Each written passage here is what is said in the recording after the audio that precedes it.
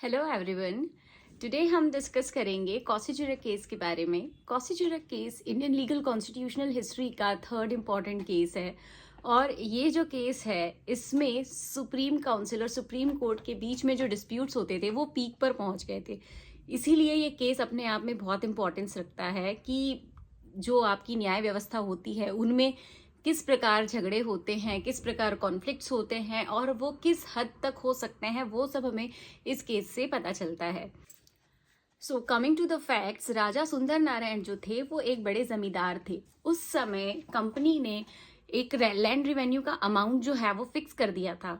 दूसरी तरफ काशीनाथ बाबू थे जो बंगाल के एक मर्चेंट थे और साथ ही ये जो है राजा सुंदर नारायण है उनकी श्योरिटी देते थे। अगर सिंपल वर्ड्स में समझें तो ये है कि जो राजा सुंदर नारायण हैं उन्होंने पैसा उधार लिया काशीनाथ बाबू से कंपनी को लैंड रेवेन्यू चुकाने के लिए और उन्होंने साथ ही में 2 बॉन्ड साइन करे जिसमें ये लिखा था कि एक लिमिटेड अवधि के बाद राजा सुंदर नारायण काशीनाथ बाबू से लिया हुआ कर्जा, लिया हुआ पैसा उन्हें रिटर्न कर देंगे। लेकिन राजा सुंदर नारायण ये करने में असमर्थ रहे। काशीनाथ बाबू ने बहुत कोशिश करी लेकिन वो अपना पैसा राजा से निकाल नहीं पाए। उसके बाद परेशान होकर काशीनाथ बाबू ने कलकत्ता सुप्रीम कोर्ट में सिविल सूट फाइल किया अपना पैसा वापस लेने के लिए। तब सुप्रीम कोर्ट ने सारा मामला देखा और उन्होंने एक रिट ऑफ कैपियस यानी काशीनाथ बाबू को अरेस्ट करने के लिए रिट जारी कर दी। इसको देखते हुए वहाँ के जितने भी जो जमींदार थे वो लोग भड़क गए और उन्होंने ये सोचा कि हमारे बीच के भाई जो हैं राजा सुंदर नारायण उन्हें अरेस्ट कर लिया जाएगा।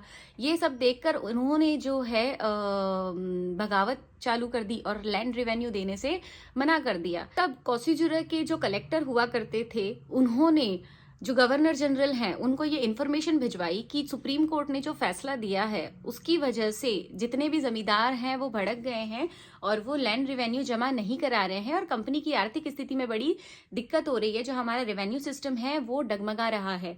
इसको देखते हुए जो सुप्रीम काउंसिल है उन्होंने ये फैसला दिया कि आप लोगों को सुप्रीम कोर्ट का जो भी डिसीजन है उसको मानने की कोई आवश्यकता नहीं है और उस रिट को आपको मानने की जरूरत नहीं है।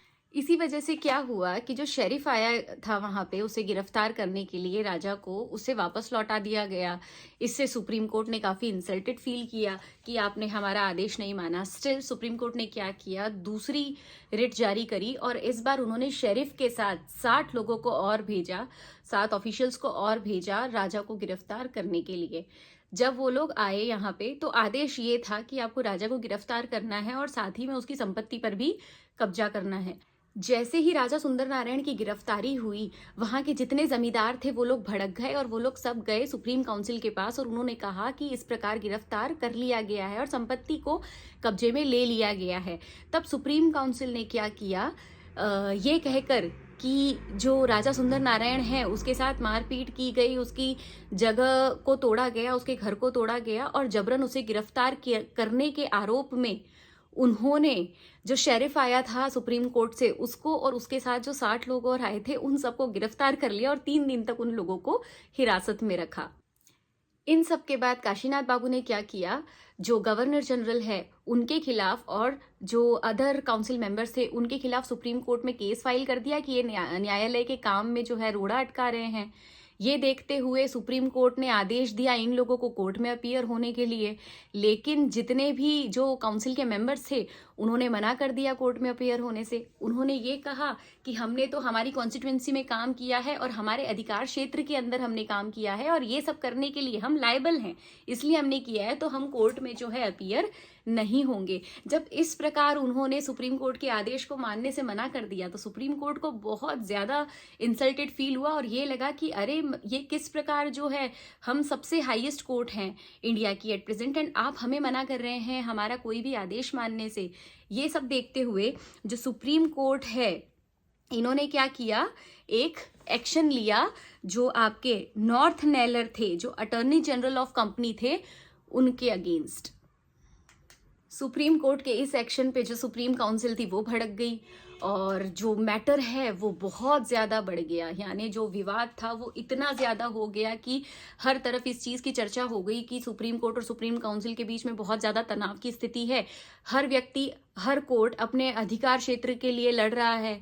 इधर सुप्रीम कोर्ट का ऐसा कहना था कि भारत के जितने भी लोग हैं वो सुप्रीम कोर्ट के ज्यूरिडिक्शन के अंदर आते हैं, और वहीं सुप्रीम काउंसिल का ये कहना था कि ये जितने भी लोकल लोग हैं ये सारे लोग जो हैं हमारी ज्यूरिडिक्शन के अंदर आते हैं। क्योंकि जो सुप्रीम कोर्ट को बनाया गया था, सुप्रीम कोर्ट का काम ये था कि आप कंपनी के ऊपर रूल करेंगे, ना कि जनता के ऊपर। तो दोनों अपनी अपनी तरह से अलग अलग बातें करते रहे और विवाद जो है बहुत बहुत बहुत ज़्यादा बढ़ गया। जब इतना सारा विवाद बढ़ गया तो जो प्लेंटिफ थे हमारे काशीनाथ बाबू, उन्होंने देखा कि ये तो क्या ही हो रहा है। मतलब मैंने फाइल किया था केस खुद का पैसा जो उधारी मैंने दी थी उसे वापस लेने के लिए, लेकिन यहाँ पे जो मुद्दा है वो पूरी तरह से पलट गया है और दोनों जो कोर्ट्स हैं, काउंसिल और सुप्रीम कोर्ट, वो आपस में बहुत गंदी तरह से लड़ रहे हैं। ये सब देखते हुए हमारे जो काशीनाथ बाबू थे उन्होंने 12 मार्च 1780 में दोनों केस अपने वापस ले लिए। पहला केस जो उन्होंने राजा सुंदर नारायण के खिलाफ लगाया था वो, और दूसरा केस जो उन्होंने गवर्नर जनरल और बाकी लोगों पे लगाया था, वो दोनों केस उन्होंने वापस ले लिए। ये जो केस है इसने सुप्रीम कोर्ट और सुप्रीम काउंसिल के बीच के विवादों को उजागर किया, और उस टाइम उनके जो विवाद थे ये पता चला कि बहुत बहुत पीक पर पहुंच गए थे। दोनों लोग अपने अपने अधिकार क्षेत्र पर कब्जा बता रहे थे। ये जो केस है हमारे कॉन्स्टिट्यूशनल हिस्ट्री में एक बेहद अहम भूमिका निभाता है। इस केस के बाद हमारा जो न्याय प्रणाली है उसमें बहुत सारे बदलाव किए गए थे। इसी तरह अगर आप अन्य किसी केस की इन्फॉर्मेशन चाहते हैं तो आप मुझे कमेंट कर सकते हैं और बता सकते हैं कि आपको कौन सा केस इजी लैंग्वेज में समझना है। साथ ही मुझे इंस्टाग्राम पे फॉलो करना ना भूलें। Travel diary of Naina is my Insta handle. Thank you so much.